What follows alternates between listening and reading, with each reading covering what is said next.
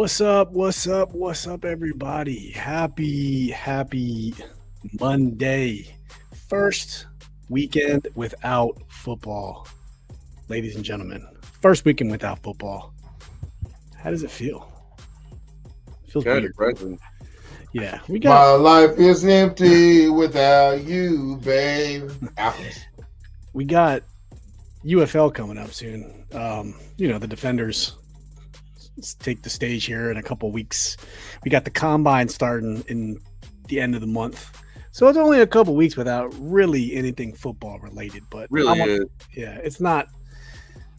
I don't know. It's just a couple weeks you got to get through, and bam, then you're back at football season as it is. But thank you for tuning in to another episode of Command This. This is episode 338.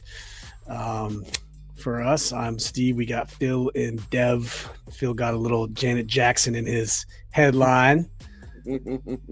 Dev's got die here or live long enough to be the villain. That is, hold on. Batman or Dark Knight? Dark Knight? You're muted. I think it's Dark Knight. Yep, Dark Knight. I went to see Captain America this weekend, Thursday, by the way. How was it? It's okay.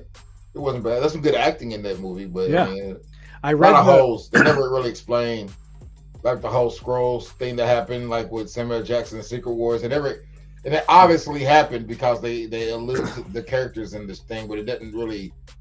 There's this whole war on Scrolls that happened, and no one's talking about it. Yeah, I mean, They don't bring up the Eternals, which I think is weird because they say the word specifically celestial. Celestial. That thing coming out the ground, they call it a celestial. Celestials didn't exist until the Eternals, and no one knows they exist. I'm curious. So, I know. So Disney Plus has you can watch the Marvel universe in order. I wonder where this movie's going to fall on that timeline. That's my favorite thing. Right now they say the Avengers are no more. Like they're not together in this. This is probably this whole thing is leading up to him getting the Avengers together. But I don't know if they're all gone on the secret war against Doom. Yeah, I don't know. Like at this point, but it's definitely after. It's definitely before. It's definitely after Eternals because the thing is coming out of the ground. After this, we got Superman. That's what everyone's waiting for. I'm waiting for it. I'm excited. Yeah. Go see Superman. Tia, what's up, Tia? Tia jumping in the chat. What's up, fellas? And what's up, chat? No football. 2 more weeks, Tia. Doomsday come out this year too, right? I don't know. Doomsday or maybe next year. I have no idea. Ryan Elias, what's up, boys? How you doing, Ryan? Good to see you. Said, hey, can we talk about Team USA putting the whipping on Canada after they booed the anthem? I didn't even watch that shit. That was actually funny. I mean, a lot of people went on Twitter like, listen, we're not booing your country. We're booing your policy. And I'm just like, all right. Do whatever you want to cope. I don't care. I don't care if people sit. I don't care if people stand. I'm a veteran. You do whatever you want to do. You can do backflips during the anthem. Losing your national sport to us 3-1. I think it's more not so much about the whole political thing, but the fact that Canada usually dominates that, don't they? Like Canada has all the hockey players. It'll be like us them beating us in basketball. Which when our best players play. Which it happened, but didn't it happen 2 years ago? Canada's about to have they're about to have an election that's going to change how they respond to us anyway. So all the politics are going to change between us and Canada in a matter of months anyway. Yeah. So I ain't mad. I wasn't mad to begin with. We'll see. It'll just be America, top to bottom. We'll take Alberta. Take it all. Take it all. If you will. Anyways, we're here talking our top 5 2024 commanders. We really want to see where the Ducks lie. Everyone has different opinions about, who they think their guy is. We're going to give our opinions. Hopefully those of you guys in the chat more come in here. We'll get to see what you guys think for your top 5 commanders, and we'll do some honorable mentions, and then we'll just see where the chat takes us. Not a whole lot to talk about from a Commanders news perspective. There's some free agency stuff we'll talk about at the end too. Without any further ado, man, let's just get into the damn thing. Ryan says Canada's taken down in many ways recently.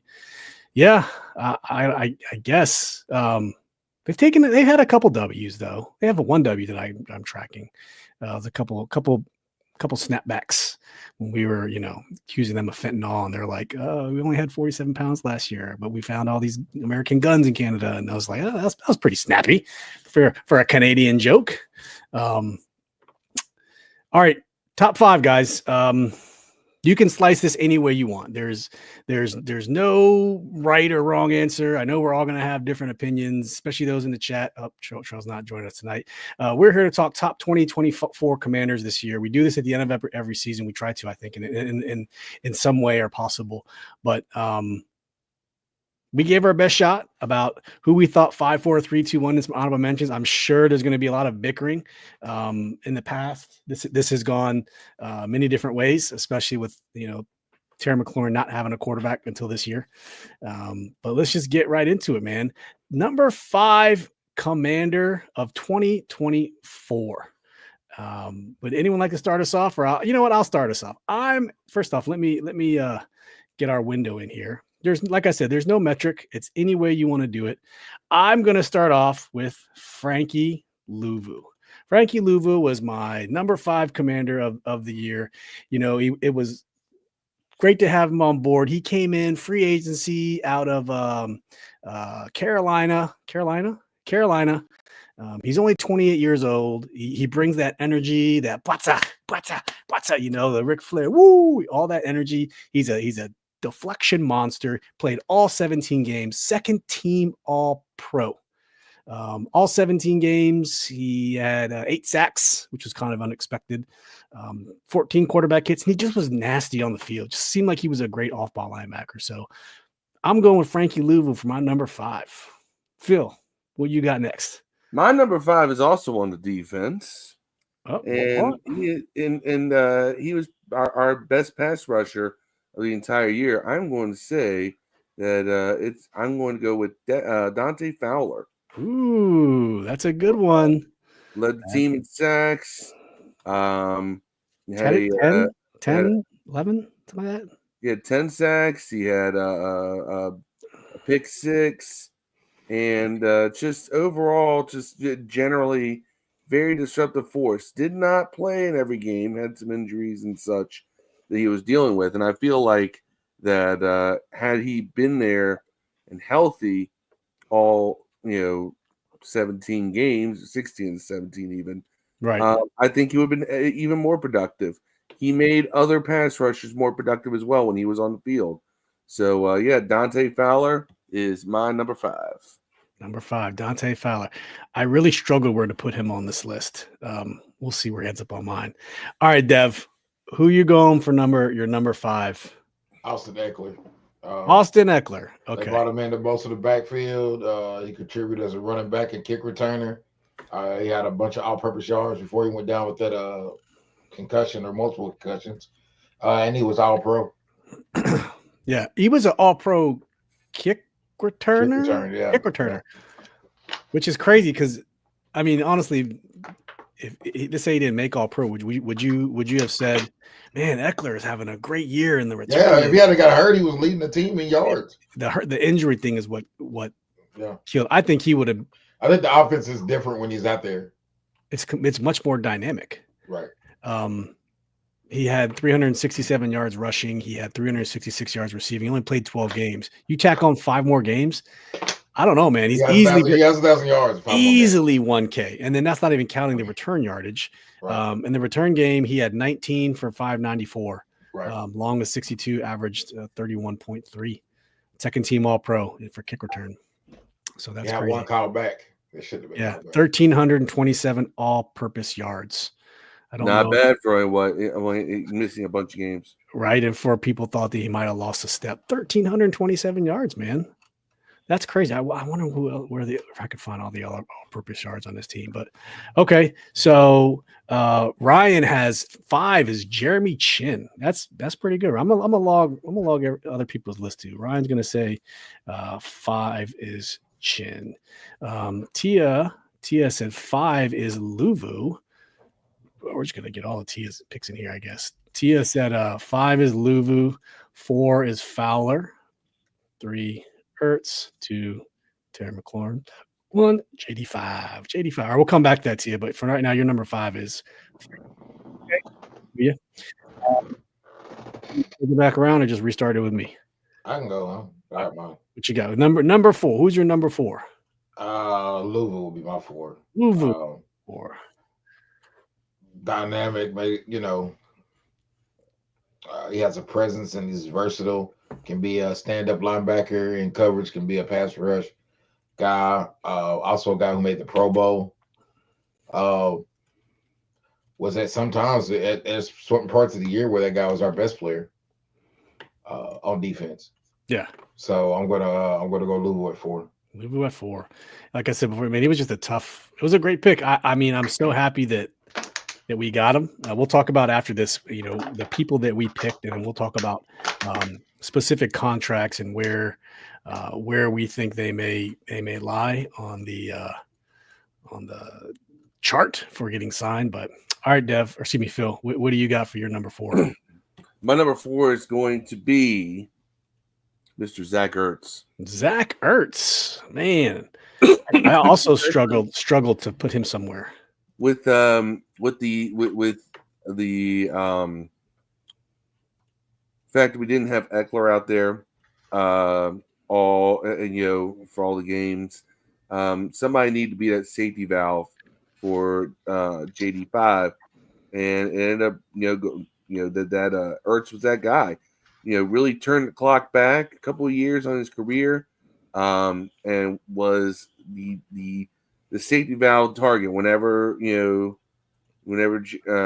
was in trouble. Who did he look to? He looked to Zach Ertz for that first down or to get those tough yardage, put us in a more manageable position, and was just a very, very reliable target. Yeah. 66 catches, 654 yards, 9.9 yards of reception, 7 touchdowns, just like you said. He was truly and 38 first downs. That's second to Terry. I'm sure, we joke about his yak not being that high. No yak Zach, but I mean, he was 17th also in the AP Comeback Player of the Year voting, if that means anything. He's 34 years old, and people thought he was washed. I guess we'll talk about this afterwards, whether we should re-sign him or not. But definitely an interesting. Before the year started, I thought he was a one-hit wonder, a one-year rental. Now I'm having some second thoughts. But for me, my number 4, and this is where, you know what? I don't care. I'm standing on business. Sam Cosmi is my number 4 commander of the number 4 commander of the 2025 season. And here's why. Sam Cosmi got injured. How many weeks into the season? It was, I'm drawing blanks here. Was it week 12? He got injured. I think it was week 12. And, you look at these other guys, how many snaps they played. Sam Cosmi played 1,200 snaps. 1,259 snaps. That's crazy. 1,259. Jaden Daniels, he almost played as many snaps as Jaden Daniels. So he did get injured at the end of the year. But the inverse of that, Austin Eckler played 517 snaps. That's just how the math works out. Sam Cosmi I think he was like the 22nd best guard when you go off of PFF. Love his attitude. He shored up the right side. Sam Cosmi is not my number 4, man. You guys have any qualms with that? I'm sure Dev probably doesn't think he belongs there, but what do you think about Cosmi at 4, Dev? I mean, he's all right. I like Cosmi. I don't have any hate for Cosmi, man. Yeah. He tore his knee at the Tampa game. Yeah. So he played 20 less snaps than that's going to be an important position too, because we're coming into the season. He's going to miss probably the first half of the season this year. And that's the bad part. A lot of times when guys tear their ACLs in the beginning of the season, like Chris Godwin tore his in September. He tore his MCL. I'm sorry. His was an ankle. So he dislocated his ankle. He tore his ACL in 2021. But Sam, end of the season, depending how bad it is, you're right. He could be out for half the season next season. Mm-hmm. Who knows, man? I don't know. Going back to Tia. Tia had her number 4 was Dante Fowler Jr. Ryan was with me. Ryan said he had Cosme at 4. So Ryan and I were seeing eye to eye on that one. I feel like I'm gonna be honest with y'all. I Yeah. feel like 3, 2, 1's gonna be all the same. You'd be surprised. I don't think I'm gonna be surprised. You'd be surprised. Well, look, 1 and 2 is definitely 1 and 2 definitely Jaden and McLaurin. Yeah, I mean, I think the parody you've seen it is going to be right here. But 3, I'll go ahead and say my number 3 next because obviously we're gonna put Wagner right here, right? You're going with Wagner. So no one else going Wagner. I'm going with Wagner. Right. Hey, Phil, don't just change just be changing. It was Wagner, wasn't it? It was. I'm Wagner. going. I got Frankie Luvu. My number 3. See, this is where it gets spicy now. Hold on. So you think Fowler is more important than Wagner and Ertz? I think Luvu was a more of an impact player. Straight up. You can argue that. Wagner and Luvu. Well, I just did by putting him at 3 over Wagner. Well, Wagner over Ertz and Fowler over Wagner, though? In terms of impact, I mean, I did feel it. Wagner was steady. I mean, he's an all-pro. Second team All-Pro. It's still all-pro. So was Luvu. No, he wasn't. He was a Pro Bowler. Luvu was a second team. Luvu was a Pro Bowl. No. Just McLaurin and Wagner, bro. Luvu was a second team All-Pro. Was it? Wagner was second team All-Pro. I thought it was just Wagner and McLaurin was second teams. Luvu was 2. Luvu, Terry. You sure about that? I'm gonna pull it up right now. We have 4 Pro Bowlers and 2 All-Pros. All-Pro 2024. Here we go. All-Pro team. I also feel Luvu overtook the role of defensive leader from John Allen. He became the guy. I don't know about leader. He definitely was the guy that got him hype. I still think Wagner was the leader. He was calling the plays. Frankie Luvu, Bobby Wagner were second team All-Pro linebackers, and Terry McLaurin was second team. Second team. Josh Allen, Derrick Henry, Kyle Juszczyk, George Kittle, McLaurin, CD, AJ Brown, Jordan Mailata, Quentin Nelson, Ragnow. Defense: TJ Watt, Van Ginkel, Zach Allen, Jalen Carter, Frankie Luvu, Bobby Wagner, Zaire Franklin. Those are your linebackers right there. So you should have had Fowler over Wagner, bro. This is where it gets interesting. Fowler had 10.5 sacks. That's impactful. Ertz, one of them should have been on there. Cosme definitely should have been over Luvu or Wagner. But I guess. I don't know. It's somebody got to protect that right side of Jaden. I could argue Ertz should be over Eklund. That's probably on me. If I had to redo one, I would say I would put Ertz over Eklund. That's probably on me. But ain't no way Wagner can't be. Yeah. Ryan has Ertz at number 3. Yes, Ertz at number 3. That's too high. I mean, he was the safety outlet. Him and Jaden got a shit ton of first downs, man. And they weren't first downs; they were clutch first downs. Like they did. I don't want to punch down on Ertz while I'm picking up Wagner, but if you told me we could only have one of them back next year, I'm going Wagner. And they're both old as fuck, so it's a fair. Nah, wait, Wagner or Ertz? Yeah, I'm going Wagner. You can make an argument for either one. You can. No disrespect to Ertz. He came through. Disrespect. Yeah. So Ryan's putting Luvu at his number 2. Oh snap! So obviously there is a little bit. Unless Phil got it different. It's clearly Terry and fucking Daniels at 1. I'm going Terry with number 2. Yeah. Phil kind of surprised last time. Phil. Terry McLaurin, number 2. There you go. Yeah. I think it's no question, Terry McLaurin. If Terry McLaurin would have had a similar season to last year and the year before last and the year before last, he'd have been 4. That's where I'm going. I think the league, even to the casuals this year, we were talking about in the group chat. I feel like the world and the league knows Terry McLaurin, even though they should have known him before. We know him, but I say to the casual person, they might have known who he was, but Yeah. I feel like he blew up on the scene and everyone knows who the hell this is his Terry McLaurin is here. We fought for him. We didn't fight for him. Up to this year, I could see both arguments as to people who could say Terry is, he's so good, he's top 10, or he's outside the top. I could have we talked about this. You could have straddled either side of that fence for Terry McLaurin. Realistically speaking, all right, and this is where I can argue with some people, right? Terry, the only thing that he really took a big leap forward in is touchdowns. But that is an important leap forward. All right. Yeah. If you look at his 17-game career average, all right, it's 81 catches, 1,100 yards, 7 touchdowns. He had 82 catches, 1,096 yards, but 13 touchdowns.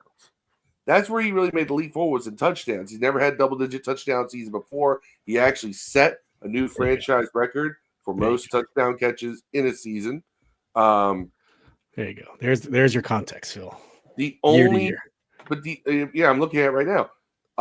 He did have more catches and yards in 2020 than he did in 2024, but he made bigger plays. I think he was a more dynamic receiver in terms of what he did. Even though he has an average of 13.4 catches per game, that's because a lot of games he was just out there catching. Who was throwing to him in 22? And then he had other games where he was just torching guys. Say that, Dev. Who was what? Who was throwing to him in 22? 22 was that Taylor Heineke? Carson Wentz, Taylor Heineke, and Sam Howell. That was the year. Yeah. And then 23 was all Sam Howell. So it started the year with Carson Wentz. Phil and I were at the home game versus was Jaguars or Cardinals? And we thought, like, oh my god, Carson's arm is lit. We got this, man. Because he looked good at first, man. First 3 or 4 games. I think De'Ami Brown even had a phenomenal game that first game. He got hurt he got hurt against the Bears against the Titans. He broke his hand, and that was it for Carson, man.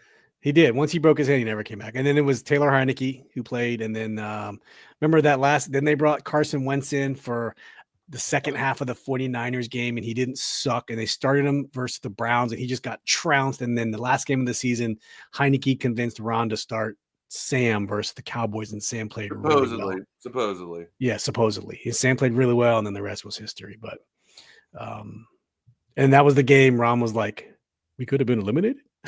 Remember that? We could have made the playoffs. Because remember at that time they were still in contention at like 7-10 or 8-9, whatever. Yeah, they were 7-1. We could have made it. And then we lost the Browns game 7-8-1, and we beat the Cowboys 7-8, or when we were 8-1. Crazy. Hey guys, thanks for joining. Jack Attack, what's up, man? Appreciate you popping in. We're talking our top 5 commanders of 2024. Hit that like button for us if you're watching us on YouTube. Please, if you don't mind. So we're just looking at Terry McLaurin. He's our consensus number 2 commander of 2024. Looking at his stats over the years. I mean, his first 2 years he didn't play a full season, but I don't remember what his injuries were or what happened. Tweaked something. But his second year, the COVID year, he was statistically, that 2022 was his statistical best season, but he had 134 receptions. But you're right. Yeah, the touchdowns are what always kind of kept him down, kind of kept him out of those discussions. But when you look at this body of work, you can call this, I don't know, for conversation purposes, let's call this top 12 receivers. Just start there. Top 12 in a singular there, 2020. 2021. We'll call this top 12. When you take all those top 12 years and you aggregate them, that turns into a much higher grading and ranking to do that over a 6-year period, because no one's doing it. Remember, we looked at these numbers. It's him, it's Mike Evans, it's Calvin Ridley, and it's like one other person, active receivers who've done what Terry has done.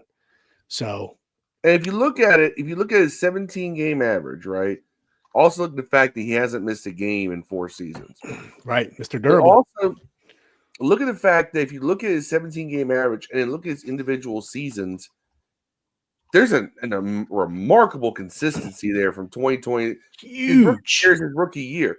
But look at the fact that his numbers don't change. Huge consistency. It's insane. Yeah, I mean, the only thing that really changed is the touchdowns. Everything else remains pretty much the same. I think that is the biggest chip in Terry's favor, is the fact that his consistency is insane. Yeah. Fantastic. It's one of his things, he's a captain, he's a leader.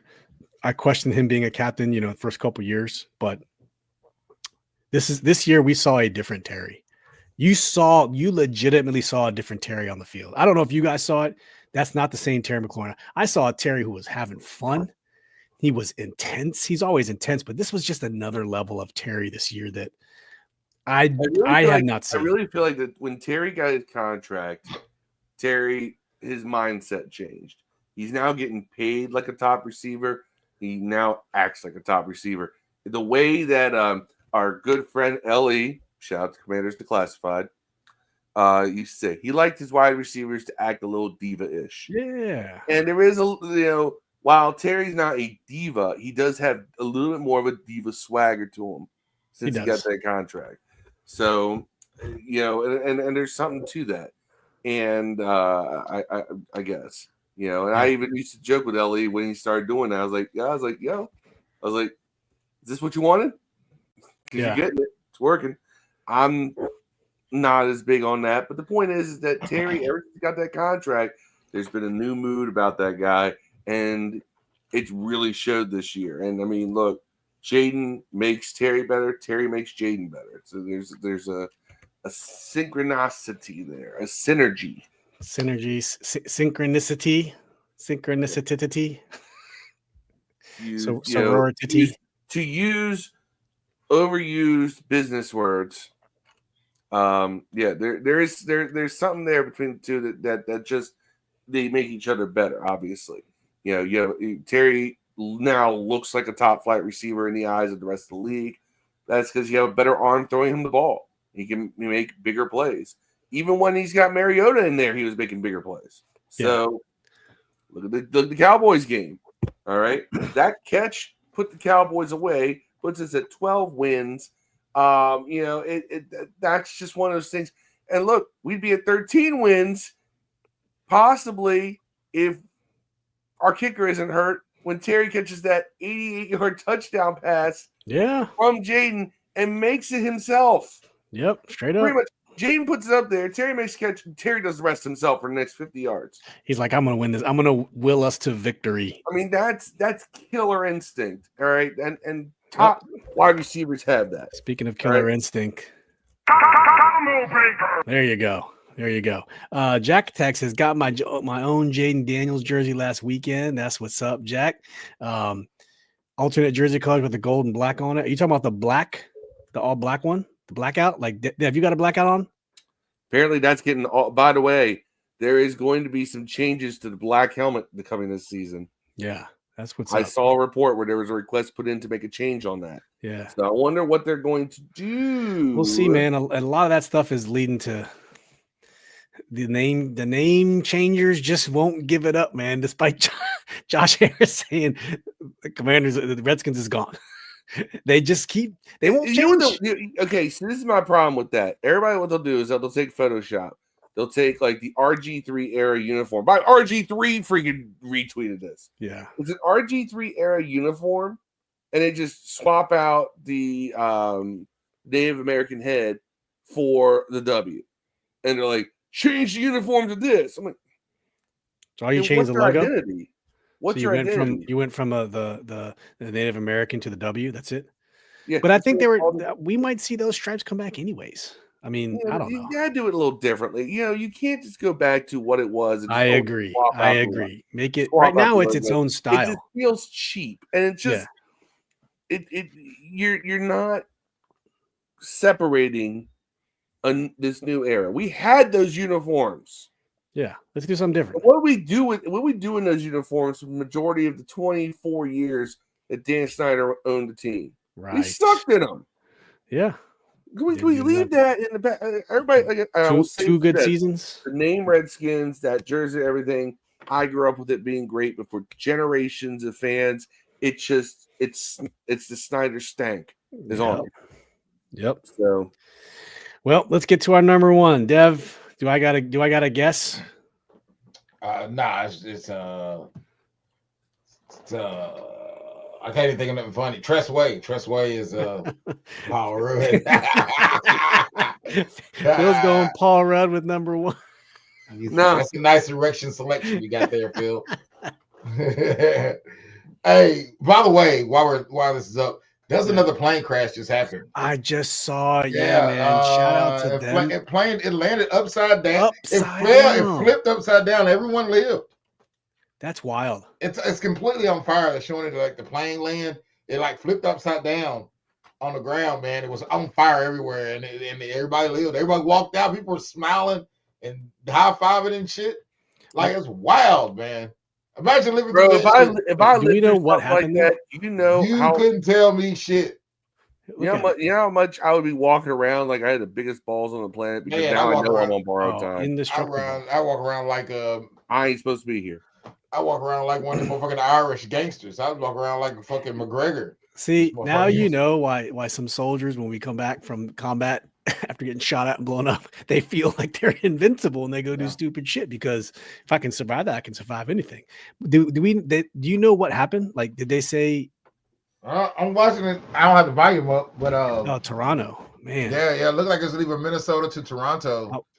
And they showed the camera, surveillance camera coming in. It looked like it's coming straight down, and it just went like that, man, and slid in on his back all the way down, and they just ran out. It's great. They're showing it now. If you got CNN, that's why I have it on. Holy moly! I'm sure YouTube has a couple of videos of it. It's wild live. That's insane. But it is wild. Turn that before we get copyright banned. Oh, we didn't do the breaking news. Yeah, but praise to them, man. That's awesome that everyone's safe. But here's our top 5. I'll give Tressway. I'll give Phil his number one. So these are our my number one actually is St. Juice. Yeah. So here's our top 5 list. Let's talk about some honorable mentions. You could have argued multiple, different people could have been placed at different spots along this list. And Bobby Wagner, Jeremy Chin. Yeah. The 3 through 5s are all, I think they could have been interchangeable, but I didn't have Eckler on mine. Phil, you didn't have Eckler on yours. I didn't have Fowler. Fowler was on my first list, and I cut him for Cosme. Eckler was always in my honorable mention. So was Brian Robinson Jr. And I'll tell you why. Ooh. Let me explain, because I'm going to throw B-Rob a little slickness here. Something I kind of went back and looked at. We changed run schemes somewhere in the middle of the year, and that's when B-Rob started to really kind of take a drop. We were running a very gap run scheme, right? You have a hole, you run to that hole, right? That's what you do. And Brian Robinson Jr. does well with that, right? There's your gap, hit the gap, run. Later in the season, we went more to a zone run. Now, I don't know if this is because Eckler was hurt or what it was, but we went to a zone run, which is more that Mike Shanahan, the running back, finds the hole that's created by the line because of the movement and everything. He's suffered with that. He's not a zone run back. All right. Yeah. He's a gap run back. And I think that's what hurt B-Rob. So, a lot of people want to talk about, B-Rob, he fell off. Well, we changed the run game. Now, some of that was probably to compensate for guys getting hurt on the line. Eckler's not in there, so we're not running the same schemes, yada, yada, yada. So that's why I'm going to shoot B-Rob some bail. But I had B-Rob and Eck. I also had Jeremy Chin and Sam Still and Bobby Wagner as my honorable mention. So no, Wags didn't make the top 5. I think that was the biggest parody we had. I got Mikey on mine too. Yeah, Mike Key made mine. No, Bobby Wagner. I mean, Bobby Wagner was a second team All Pro. I did. The thing is, I feel like I said, Louisville and Wagner. I mean, you could have flipped those around, and Fowler too. I just felt like of the three, who made the most big impact plays? Alameda's the kids should get some love. OC. My thing with Fowler, he made my first list when I looked at it. Yeah, he had 10.5 sacks, but I still feel like those are quiet 10.5 sacks, and I don't know. I just felt like these other players made a little bit more impact than Fowler did. I'm not taking anything away. I mean, Fowler Ertz is you can. I didn't have either one of them. You didn't either. You could have tossed it up. Yeah, Fowler, Ertz, or Eckler. You could have any of those three could have got the 5 spot for me. I ain't gonna lie. I wouldn't argue with any one of them being in the top 5. Only thing I argue with Phil is there's no way Wagner in the top 5. He's going to be the only one in the history. That's why I had to get rid of Fowler. I mean, you could argue mine Cosme pick too. I mean, I pointed out that Fowler had 10. Fowler had his, had 10 sacks, and only started 10 sacks and a pick 6. And he did that, and only started 7 games. Yeah, he had a lot of. I feel like, I mean, you got to think this was his second best year in the league. But he, again, I feel like that he benefited, maybe because he was so fresh, and didn't get caught in the wash or anything. But I feel like Fowler, for the time he was on the field, made such an impact when he was there. He didn't play every snap. He wasn't supposed to. But that's, I don't know. And maybe that's why he stood out to me more than Wagner, because Wagner was doing a lot more of the routine stuff. I did kind of that one was kind of an eye test thing for me. You could put Wagner in there too instead of Fowler, and I wouldn't be mad. You could slide Louvu down and put Wagner there. I'm not mad. None of y'all's choices I look at and go, nah. Maybe Eckler just because of the lack, Dev's pick of Eckler at 5, only because Eckler missed so many games. But nonetheless, I mean, look, Dante Fowler played in 17 games, but he only started 7, right? Yeah. He did what he did in less time. It was very effective. We didn't have a great pass rush, but he was a great pass rusher in the process. So yeah, that's what I said. That 5th spot could have went to about 3 different guys. Of course. And I mean, look, there's a lot of guys on the line, good guys too. Biotic is one that I kind of toyed around with for a minute. Also in my honorable mentions, I did have Cosme as well. Quan Martin. Yeah, honorable mentions could be full. Quan Martin came on late. A little later for me to be considered for an honorable mention. I'll give you 5 honorable mentions. If anyone else you want to add? Man, I'm with him on Chin, Mikey, obviously Fowler on mine, Ertz. One more. I looked as a guy I thought about Austin Siebert. Yeah. He saved about 3 games for us, right? Yeah, let's put kicker. Yeah. Kicker. Siebert. Yep. For me, I had Eck, I had Chin, I had Mikey, I had Biotic. Biotic on mine, and then I had Ertz. I wanted to put Fowler in here, but man, I just feel like these guys. I mean, if we want to be real technical, we could have just put Quinn and Cliff. Yeah, Harris and Slick with the kicks has Colt McCoy at number 1. We could have put them 4 and Jaden and been done with it. I know. Thanks for checking in, Slick. Appreciate you. Ryan has Agent Zero, Eckler, Dorrance. Dorrance came on the playoffs. He had a good playoffs. Dorrance did. Yeah. Tia has honorable mention, Wags, Marcus Mariota. Look, Marcus Mariota, some love. So she got Wags, she got Marcus, B-Rob, and Tyler. I don't know. It's hard for me to. I want to give B-Rob have the same point of view Phil has on B-Rob, but the last quarter of the season, man, I feel like we needed him and he just wasn't there. That's half the season. And I gotta say, after the injury, he just was never the same. But I will also say neither was the line. That After the line fumbles, just that motherfucker ain't been the same. that line went down, and B-Rob was never the same. I feel like everything was perfect up until he got hurt, and then the line just they just But couldn't. then the offense got better, which you can't really. Not in the run. Yeah. But they got better through Jaden. We needed that run game. I feel like we relied too much on Jaden. He was able to do it all. I wonder if But- that helps, though. I wonder if that helped Jaden. Him being injured and having to take on more of the load. Man, you if that still made gotta Jaden a better have. player. You gotta have. Imagine if we had a run threat. B-Rob was a legitimate run threat the first half of the season. You had to play the play Yeah. action. Yeah. After the week After the 9, multiple 10, fumble game, nobody yeah, it was ever over.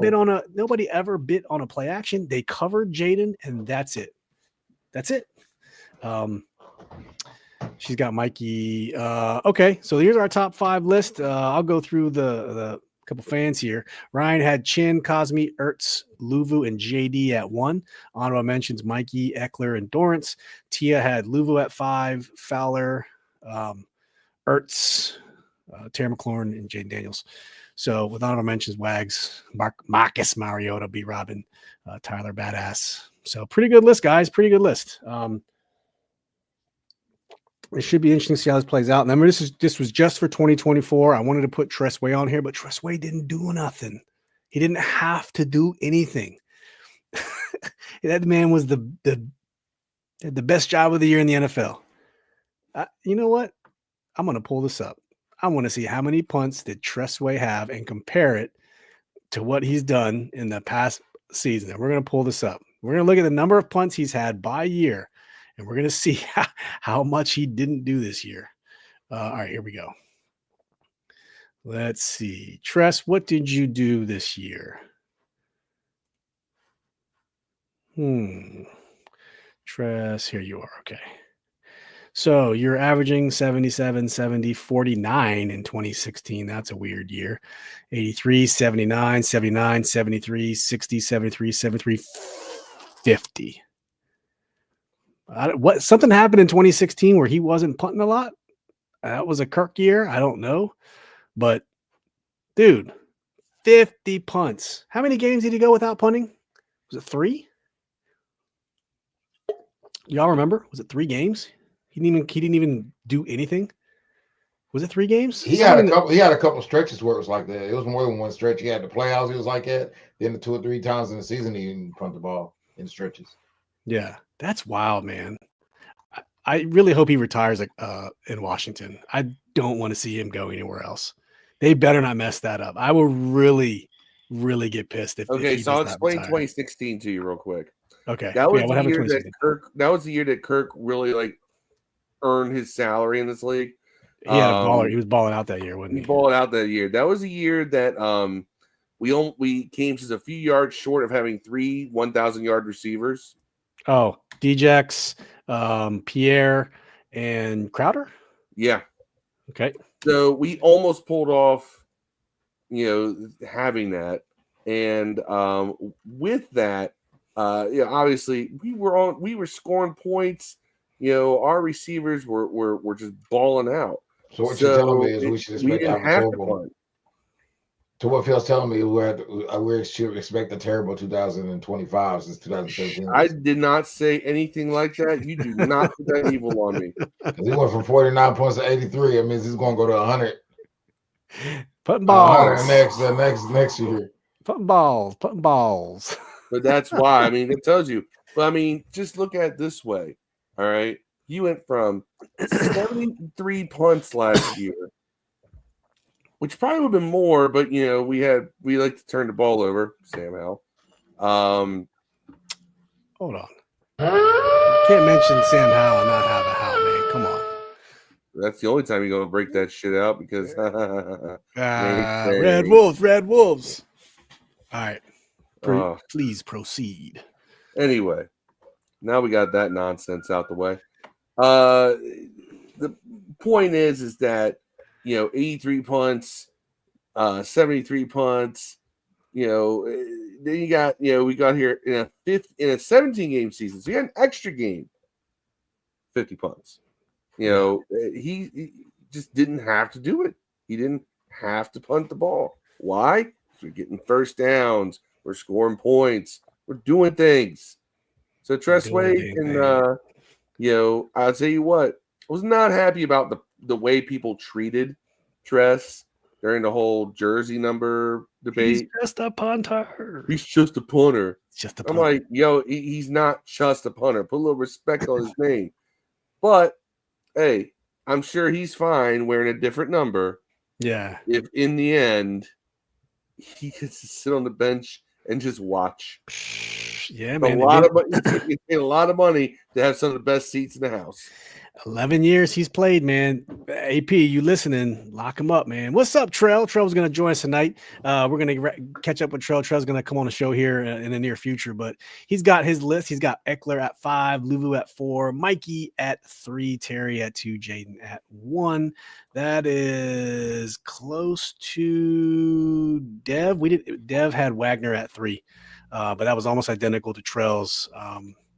Mikey was in Dev's honorable mentions, and then from honorable mention, Trell's got Fowler, Wagner, Sheldon Day. Sheldon Day, is that a Buckeye legend, if I remember correctly? Sheldon Day. I don't remember Sheldon Day doing a whole lot this year. Did he do a whole lot this year? Sheldon Day didn't do shit this year. No, he was a Notre Dame guy. Never mind. I think he just likes Sheldon Day. It's all good. Appreciate you popping in, Trell. Hope you're having a good one. So yeah, that was Tress Way. I wanted to put him on a list, but like I said, this was 2024. We're only sticking to people who contributed in 2024, who did things in 2024. And before we get off the list, we'll let you see it one more time, just for our list here. And then this is where we stand. We'll put this out on social media here after the show. You all can tear it up in the Twitter sphere, the Facebook sphere, however you want to tear it up. Do what you want to do with it. All right, that's it for that segment of the show. That was fun. That was a top 5 Tuesday on Monday, as we do it here. A couple players have been released. I don't know if you guys are tracking this. So when you have released players, they can technically sign right away. You don't have to go through the stupid free agency. If players are cut, they can be signed right away. You don't have to go through all that fiasco after the draft and all that stuff. Because the new league year doesn't start until March 12th. We talked about this last week. March 12th is when the new league starts, that afternoon. And they released a couple players this week, none who are too impactful, but there's 4 names on here, and really only 2 of them are worth actually talking about, because we have some familiarity with them, and I really wanted to get your guys' thoughts and those in the chat's thoughts. Kendall Fuller and Preston Smith. So Kendall Fuller and Preston Smith were released this week. Kendall Fuller, we know very well, coming out of Virginia Tech, quarterback. We drafted him, we groomed him, shipped him off for Alex Smith to the Chiefs and a draft pick, brought him back. Was it the next year? 2 years later. I can't remember. A year later, 2 years later. Then he became a free agent. I don't even know where Kendall Fuller was last year. Preston Smith, we never signed him past his rookie contract. He ended up going to Green Bay. Had some very good seasons in Green Bay. And then I think he went to Pittsburgh, and now he's a free agent. Preston Smith and Kendall Fuller, like, those are some pretty intriguing names. I'm going to pull up Kendall Fuller's stats here, but just off the jump, did any of those players, Dev, any of those players intrigue you at all? I think you're muted. I mean, Fuller, because I know he can play slot corner. Preston Smith, I know he can pass. Preston Smith, in my opinion, is like a Dante Fowler in this point in Preston Smith's career. And I think Fowler would be cheaper. But I mean, if you can, Mozart would probably be an upgrade over our third and fourth running backs. But other than that, I don't. So Preston Smith, he was with Green Bay till November 3rd, and then he got shipped off to Pittsburgh for the rest of the season, and he had 2 sacks the rest of the year. He only finished with 4.5 sacks this season. So he's been in the league for 10 years. his sack think totals are consistently declining. I think at this point, Dante Fowler is either as good or a better prospect because I'm Fowler's with younger. you, bro. I'm with you. And here's why. Here's Preston Smith's numbers. Do y'all think Preston Smith would be a good pickup? Now, clearly, it would be a Dante Fowler Jr. like contract, right? We're talking a 1 year, maybe 2 year max. So I don't know. He's really fallen off though. Look at his numbers since 2019. I don't know how his grades are other than pass. I mean, we can look at that and see that his pass rush is down, but it doesn't mean that his ability to play outside linebacker is down. Maybe he's really good at stuffing the run and coverage. I haven't been following him since he left here, but I'm saying like no. Unless we get that nigga for like a $2 million or something as a depth piece, no. I mean, I'm gonna pull up edge rushers this year for PFF. I mean, I'll take him if we get him and your boy from the Browns. If y'all want to do it that way, Myles Garrett. Yeah, we get him and Myles Garrett. I'll be like, yeah, cool. Yeah, hey, good deal. I mean, I don't think Preston Smith probably even qualifies on here, to be honest with you. Preston Smith, he was the number 62 edge rusher. Right. Which was actually one of the worst, not the worst, but he was number 62 out of only 32 teams. 119. Yeah, it's on 32 teams. Each team got 2 starting ones. Nah, bro. Yeah, I can't do it. But Ryan's right. So this is why people are bringing it up. Left on bad terms. Is it a reconnection, a reunit? I don't think Fuller left on bad terms. I guess I don't think the old administration re-signed him. It was just you let go. But with Preston Smith, let's stay on Preston Smith. Do you re-sign Dante Fowler? And if so, 10.5 sacks is going to cost you some money. Before I sign Preston Smith, I do. But I mean, I would try to tremendously upgrade that defensive end spot. If I'm going to go before I go with Preston Smith. Preston Smith would be, I wouldn't shit on it, but that would have to be, you would have to do a lot more, and he would have to be just, oh, and by the way, we got Preston Smith. It couldn't be like, oh, the splash. Well, this can't be one of those things where we sign this nigga the first day of free agency or some shit. I know. Like we did Brisket. Remember, he was a second-round pick, so and also this was Bruce Allen time frame 2018 when he left us, 2019. So that was the year we drafted Dwayne Haskins in that 2019 draft, and we had Chase Young the following year with Ron Rivera in 2020. So that was the last. Dwayne Haskins would have been there 10 years. No, Dwayne, he would have been. This would have been his 6th year. Oh. This coming up, he's 2019 guy, the pre-COVID year. Dwayne Haskins was 2019. I don't know. So Fuller could be kind of interesting. He was, went to good counsel, Montgomery County, Maryland. What's up? I hope my kids go to good counsel. We'll see. But he was in Miami all season. He didn't really do much of anything. He only played 11 games. Kind of battling this year. 11 games, 7 pass deflections, 50 combined tackles, no interceptions. I mean, I don't know what his deal is, but he had the ability to play at one time. So maybe as a depth piece, could he be better than slot corner? Could he be better than BSJ? No, he could be better than Igbenaji or whatever it is, Ignashi. Yeah. I love your pronunciation of words. I love it. Okay, so y'all are good on Fuller. What about you, Phil? What about Fuller or Smith? Would you have either one of them? Neither one of them really tickle me. Yeah. Yes, go get them. Neither one of them do that for me. I mean, especially Fuller, maybe if you want to have a veteran backup, but none of them I look at like a dramatic increase.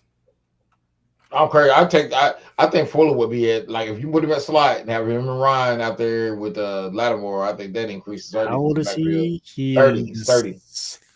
Oh, man, that's not that old. Yeah, no, he's not old at all. He's 30 years old. And remember, when he left here, he was still playing at a very high level. Yeah, he's playing at least at a higher level than we have. Of course.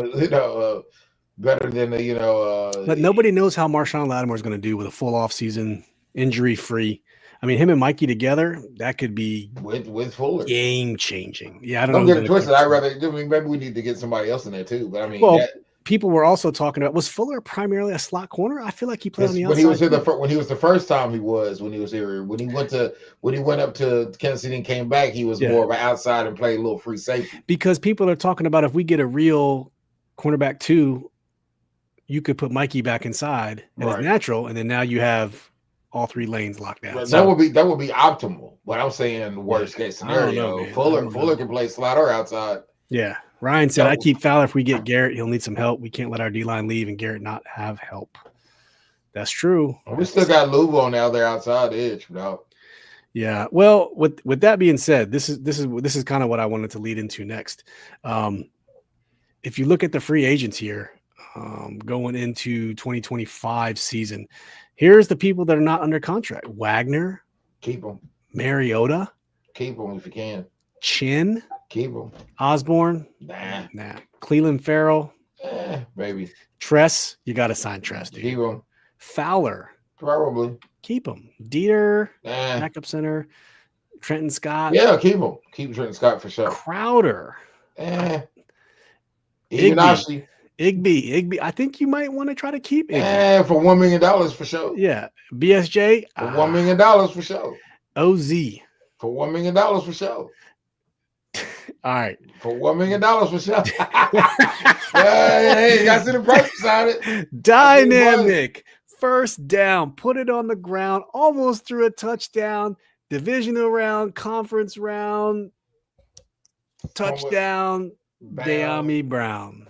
Phil, do you keep De'Ami Brown? Do you keep De'Ami Brown? You know what I say about send them uptown, nowhere to be found. Throw his contract and rip it up and stomp on the ground. Cut down De'Ami Brown. What you saying? Cut your rest down. The reason why De'Ami Brown's not a smart signing here is because he's going to go get paid wide receiver 3 money from somewhere else. Let's be honest. Someone's going to give him wide receiver 3. Definitely not here. No. Exactly. He's going to go get paid somewhere more than he'll get paid here. If I'm De'Ami Brown, I'm leaving. Yeah, go get your bag, baby. Exactly. I think he'll get paid here, just not a lot. I think he'll get about 5 or 6 a year, man. He'll get paid somewhere else. I mean, De'Ami Brown was supposed to show up when I'm on St. Brown, talking all that smack about, oh my God, I can't believe De'Ami Brown's picked ahead of us, and people around here were caping for him. For what? You didn't produce. Like I'm on Ross St. Brown did. All right. We picked the wrong Brown. Bye, De'Ami. The wrong kid died. Ryan says if we let go of Lattimore, he'll free up $18 million on top of the 73 we have. I thought we had 87 or 89. His numbers over the years have been mediocre. I'm pretty sure Lattimore was a number 1 ranked cornerback this year up until he got injured. I'm almost positive. Where do people come up with this shit? I'm almost positive Lattimore was a top. Marshawn Lattimore has a 4-time Pro Bowler, right? Now, you can say that, hey, he's had some injury issues the past couple of seasons, and you'd be right. Yeah. But when he's played, he has still played to that level. He just hasn't been on the field, right? But look at it before that, and he's a 4 out of his first 5 seasons in the league, Pro Bowler. He was Defensive Rookie of the Year his rookie year. All right. He has the only thing is, like I said, injury issues. And I understand that. But a guy of that level of talent and has played at a high level that we have not seen at corner since what? Champ Bailey? But you know what's interesting? When was the last time? Sean Springs? But when was the last time we had a corner of that level of talent? This is where you have to caveat this with Marshawn Lattimore, though. I agree with everything you said, and he is all of those things. Marshawn Lattimore just doesn't get interceptions. That's not his thing. He doesn't do that. He's a pass deflection kind of guy. 15 picks his career. Yes. I think he only has Yeah, 15. He's just not a big pick guy. He just creates goose eggs a lot of times for guys that he covered. But he's been injured. He's played for 13 so going back 2017, 13, 16, 14, 14, 16, 7, 10, 9, 7, 2. So 9, so 10, 9, 9. He's had some injury issues. He just has to get that figured out. I mean, and we have him under contract for the next 2 years, I think. So I think you kind of have to sign him. I mean, let it ride out. I mean, let's look at it this way. When Deion Sanders was in Dallas, he didn't get picks either. Why? Because he was a shutdown corner. Nobody want to throw it your People way. didn't throw to his way. Yeah. Yeah. But if you look, I'm serious. I'm looking at his stats. 5 years in Dallas, he had 14 picks. That's less than 3 a year. Yeah. So let's not act like shutdown corner means 10 picks a year. No. Yeah, usually they don't get picks. They don't get picks, you know. Yep. So, like I said, 5 years in Atlanta, when he was younger, he got picks. He had 24 picks his first 5 years in Atlanta. And he had 6 in San Francisco. And then everybody's like, hey, you know what? Let's just not throw to his side of the field. Yeah. And that's what happened. And that's perfectly fine. If you shut down half the field, it makes the defense can predict what the other opposing offense is going to do when they drop back and pass. They know it ain't going towards Marshawn Lattimore. Brian said it. 25 games in 2 years. Yes, he's been injured. There's no way to get around that. The past few years, for sure. I admit that, but I don't throw the baby out with the bathwater when you have a guy who's this talented. Baby out of the bathwater. That's a new one. Had that. We haven't had that in 20 years. Last time we had a corner who was even remotely close to this level when healthy. Sean Springs? Maybe. Yeah. Sean Springs didn't even have for Sean Springs when he was in Seattle, maybe. But nonetheless, the only guy I could say that probably was a clear-cut better corner here. The last corner we had that was clear-cut better than Marshawn Lattimore was Champ Bailey. Yeah. And this was, Champ before he became Hall of Fame champ. So I can't rock with this thing. We'll just cut his salary. We'll save money. We got to spend the money somewhere. Well, here's what I want to show you guys. So I have a nice inside track on contracts here. So for just looking at who you could cut, who you could trade, if you release Daron Payne, you're taking 25.8. You trade him, you're taking 16.8. John Allen, $6 million. So to me, I'm moving John Allen. $6 million dead cap release, $6 million dead cap trade. Pick your poison.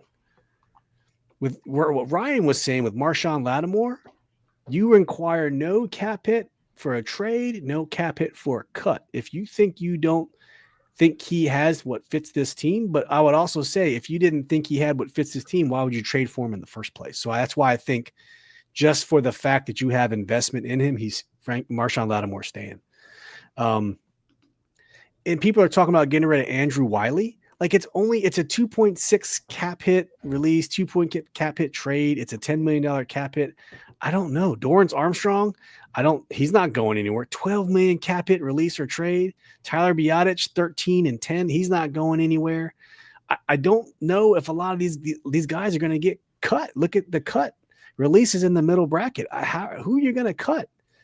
Wiley, maybe 2.6, but Eckler, you're probably going to resign. You should resign. Allegretti, you're going to cut Allegretti for $6.7 million dead cap when you can keep him for 3.6.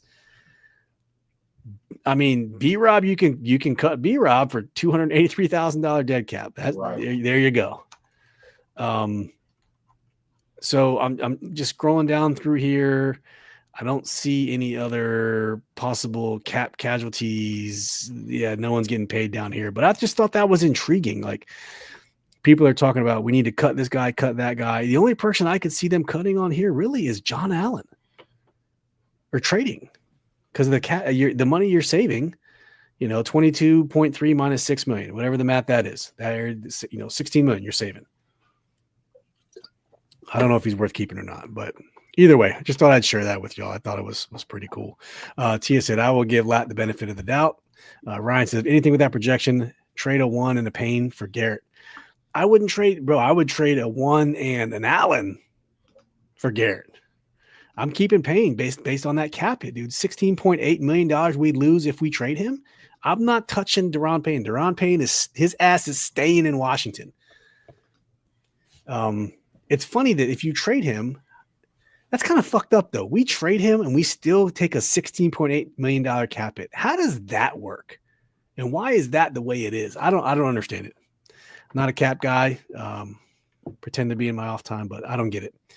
I don't get it. Not going to try to get it. All good. What else we got today, fellas? So more Deebo Samuel news. So they're talking about Deebo is likely going to get cut from the 49ers. Last week we talked about will we trade for Deebo. It looks like he's going to be completely available. And at this point, I don't know how much his salary is going to cost. But if Deebo Samuel becomes a free agent, do you go, we talked about this before, but do you go after Deebo as a free agent versus a trade? Does that reset the market for Deebo? Like how you view him? Dev, would you go after Deebo as a free agent versus a trade? If he costs you nothing, all you gotta do is pay him. I don't know, man. I feel like people are saying he fits in this offense because of the quick game, the screens, almost like the De'Ami Brown role. But imagine Deebo Samuel playing that De'Ami Brown role. I think he does, but you want to pay a guy playing a guy that only runs a slant and a hitch, $30 million a year. It depends how much you're going to pay him. That's all I'm saying. He's been in this league for 5 years, so he's still relatively young, and he's probably going to want a bunch of money. And I don't know for what he does if he's worth that much money. So San Francisco's on the hook this year to pay him $15.8 million off the cap. That's actually not that bad. If they cut him, $31 million dead cap. They're going to want to trade him, but they're talking about no one's going to want to pay Deebo 15.8. If I'm the 49ers, I keep him just because you're in a cap hell if you don't. Here's his cap situation right now. If you don't pay him, this is where you're sitting with Deebo Samuel. It's a sad state of affairs, man. Like, sorry, it's too small. Right here, 2025, you cut him, $31 million dead cap. I don't know. What about you, Phil? What would you do for Deebo if he became on the market?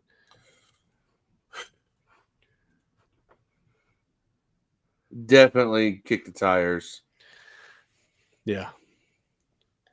But I don't know. I mean, I guess because Deebo could do a lot of things because he can do the running back stuff. If you put him in De'Ami Brown's position of catching a lot of screens and so forth, it's passes over the middle, I think he does better with that role.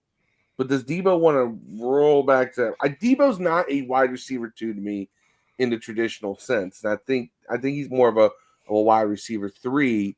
But we run a lot of 3 wide sets, so. Yeah, I don't know. That one's I'm very much on the fence on. That's fair. Yeah.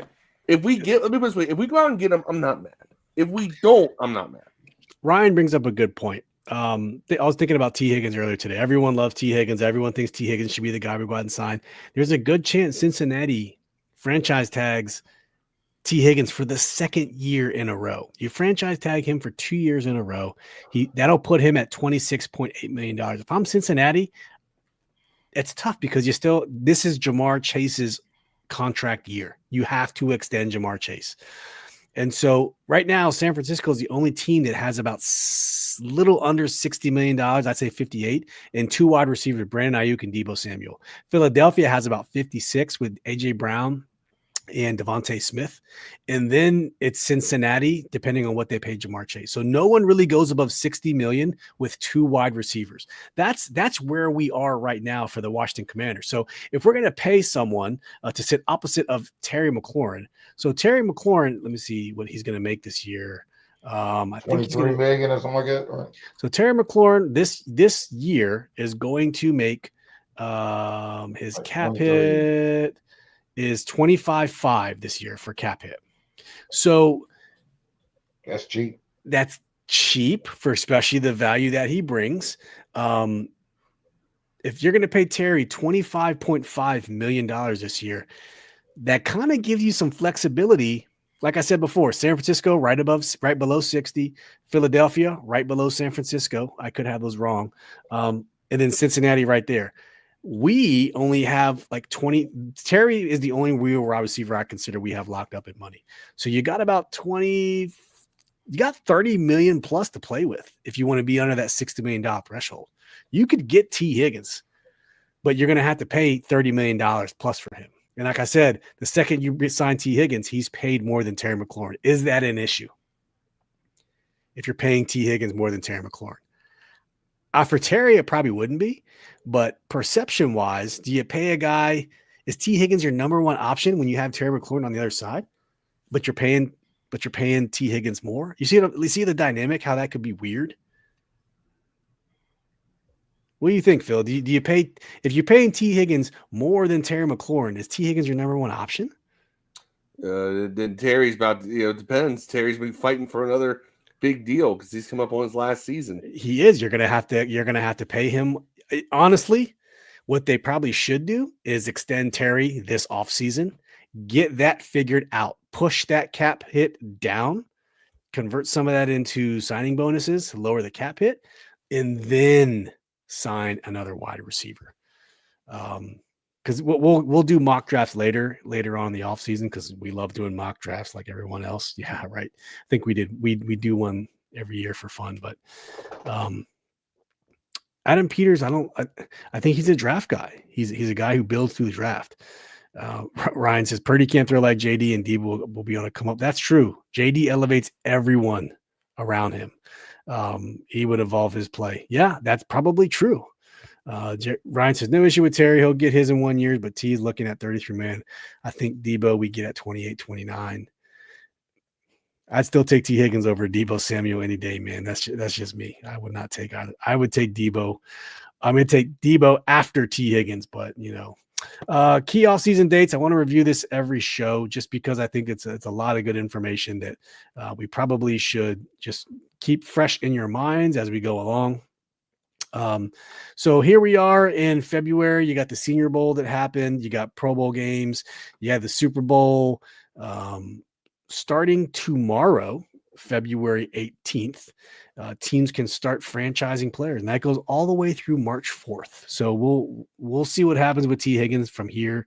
And then you got the Combine, not this Saturday, but the following weekend, starting midweek next week, all the way through the weekend.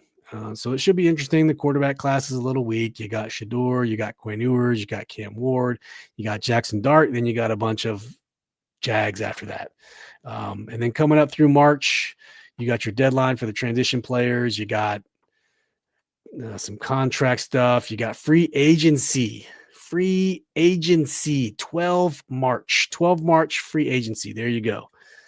So that's when shit's going to get hot. And then we're off into April, time for all that stuff. So we'll review this as the season goes on, but that's kind of where we are for the, key off-season dates. And I think that brings us here to a conclusion for the show. Appreciate everyone who chimed in. We gave our top fives for the Commanders for 2024. Looking forward to doing it 2025. We're planning right now our annual award show, the Moxies. I think we might have it Thursday. We'll keep you posted, or the following. Either way, it's going to be in the next 2 weeks. We'll have the Moxies. And then if you guys have any ideas for award categories, let us know. Please put it in the comments, DM us. Always looking to get some fun award categories. you know, we got the Moxie here. If I can fix it with there we go, the Moxie Command This Podcast. That's the Moxie Award. You know, started by one mocking of Taylor Heineke, who was the man just dripped out in Moxie. If anyone has any good things to share with us before you depart, please put it in the chat. Phil, Dev, you guys got anything as we close this one out, man?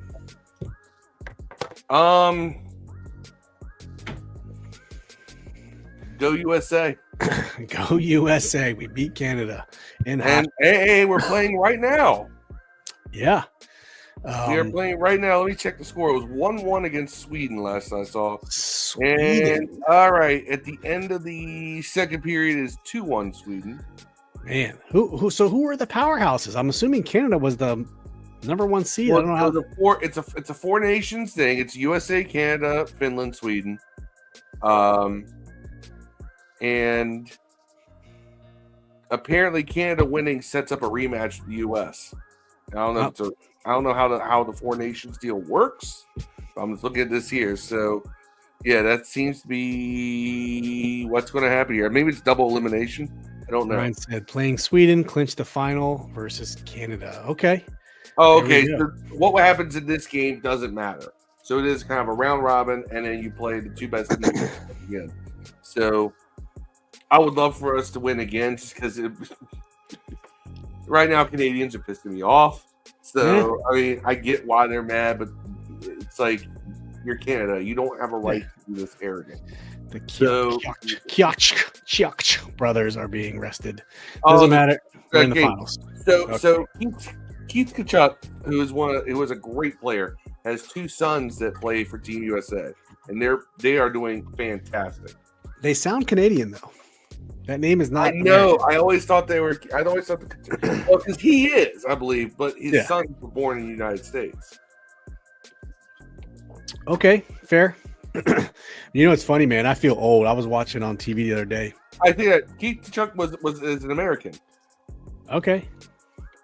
They were playing Wizards Classics on Masson, and they were showing a game from 2001 or 3. I don't know. It was the game where Jordan scored 50 points. Yeah. In the Wizards uniform, and Rip Hamilton was out. Rip Hamilton was one of my favorite players of all time. I loved Richard Hamilton, aka Rip Hamilton. It was that game. I feel old, man. But seeing Jordan drop 50 again was pretty fun to watch yesterday. I'm not gonna lie. So we're gonna be preparing for the award show, our annual award show, the Moxies. Give us some ideas for some categories. If you want to hear some, if you would like to nominate a category and like us to mull it over and just pick something, let us know. Please DM us, drop it in the comments. It'd be awesome. Dev, you got any parting comments, man, before we shut this beer down? Everybody stay dry out there. We had a lot of flooding. Yeah, I see that, man. That's about a quarter of the city's underwater here. That's crazy. Yeah, we had a ton of rain over the weekend up here. I mean, not like y'all did. And then right behind it, still raining. 60-mile-an-hour winds. Oh my gosh. Sunny blue skies with 60-mile-an-hour winds is trippy, let me tell you. Especially when it's 60 something. It got to like 60. Crazy. You open the doors. We're in the house. I was at my girlfriend's place where we were doing some pre-spring cleaning, like deep cleaning 1 or 2 rooms at a time. We had doors open. Yeah. Letting the airflow through, and then all of a sudden, like, wind's blowing, but okay, it's okay. But then the wind changed direction and temperature dropped like 20 degrees. I was like, what the hell is this? Insanity. Deb, was that just a bunch of rain, or did a storm come through? Was it just there's a bunch of storms. We're still raining now. It's going to be, I think. Did y'all have a levee break or something? I don't think anything like that happened. I think that was in Tennessee. Yeah. But we have Barron River overflowed a bunch of places. And like I said, we're on cave system. So if it floods on one half, it just drains out into another part. It's crazy. I've showed y'all the pictures. It's pretty rough. Yeah. Man, there's only been like one time I had to turn around. I think when I was going to the gym one day, the straight I usually take was flooded. I probably could have made it, but I was like, nah, just turn it around and went the other way. Yeah, I got you. Well, thank you so much for tuning in, guys. We really appreciate it. Remember, DC Defenders, their season starts here at the end of March, man. for me, that's what the next thing I'm looking for is the UFL DC Defenders opening up against Birmingham. So that'll be the next big tick mark when we got a lot of offseason stuff here, but looking forward to some football coming back. Thank you for tuning in. Make sure you hit that like button. We really appreciate everyone popping in. I know the offseason is a little bit tough to get through. We just, we gotta do what we gotta do to get through to the next stage of football. That's all we gotta do. So thank you very much. And they bring Dev back just to say goodbye. Yeah, we say goodbye. All right, guys. Appreciate y'all. Love y'all. Peace. Inhale. We out.